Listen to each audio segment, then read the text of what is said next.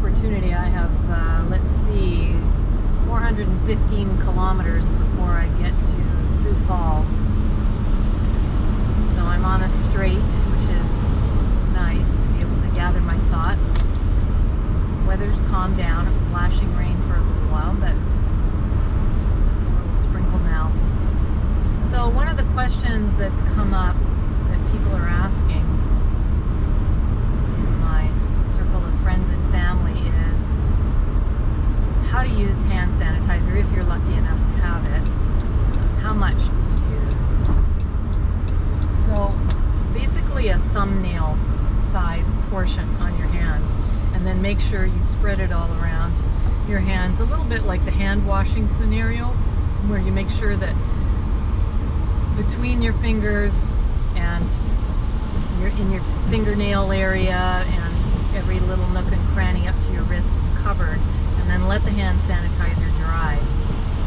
And then take care that you put the bottle down and don't pick it up again until you need to use it, because of course that bottle is almost certainly had germs from you picking it up with dirty hands. So once you've put the hand sanitizer in your hands, put the bottle down, leave it there until you need it the next time. Every now and then you can, while your hands are still wet with hand sanitizer, you can wipe down the bottle too. Or if you want to conserve your hand sanitizer very carefully, you can wash the bottle with soap and water periodically just to keep the amount of virus down. If you are living alone, it's a lot simpler. If you've been at home for a while, well, other than a very small chance of presumably reinfecting yourself, which is very, very probably unlikely at this point from what we know. There's also a lot we don't know, but you know, if you're living alone, you're not going out very much, you don't have to go to work, or you're working virtually, you use the hand sanitizer when you need to, I would say. Conserve it when you go out because you have to make a supplies run. Just be careful to avoid touching any surfaces when you're out and about that you don't have to. When you come back, take great care. Sanitize the door handle when you're coming back home. Again, use your germicidal, germicidal cleaning products to wipe off door handles, etc. Then immediately go wash your hands very carefully before you start touching things at home. And just to be careful, periodically wipe things down, handles, light switches, faucet levers, etc. But you don't have to go crazy if you're by yourself and you're not going out a lot. And just wash your hands regularly. However, in the scenario where most people are in, where there are multiple people in the household, a little bit more chance that somebody might be incubating. It looks like the typical incubation period, from what we know so far, is more like 5 days. So you could be carrying the virus for up to 5 days. Still though, it could be up to 14 days. As far as we know, it could be that long. More likely something like 5 days. So if the whole household of people has been together and hasn't gone out for 5 or 7 days, and nobody's sick, nobody's got symptoms, then the chances of you spreading a virus to each other is very low. Still wipe things down periodically, maybe several times a day. Wash your hands regularly, etc. And conserve your hand sanitizer or your alcohol wipes for when you go out. Somebody has to make a run. Ideally, only one person goes out at a time, the healthiest person, not the whole family, etc. So, you know, if you're needing to use some hand sanitizer at home, you can pass it around. Maybe one person picks up the bottle, sanitizes their own hands, puts dabs of hand sanitizers in other people's hands, and again puts the bottle down, or don't pick it up again until you need it. So think about your exposures. If none of you are going out and haven't been out for a while and nobody's sick, then you don't need to use up all your alcohol wipes, your hand sanitizer. Just keep things clean with your cleaning products at home, wash your hands often, etc.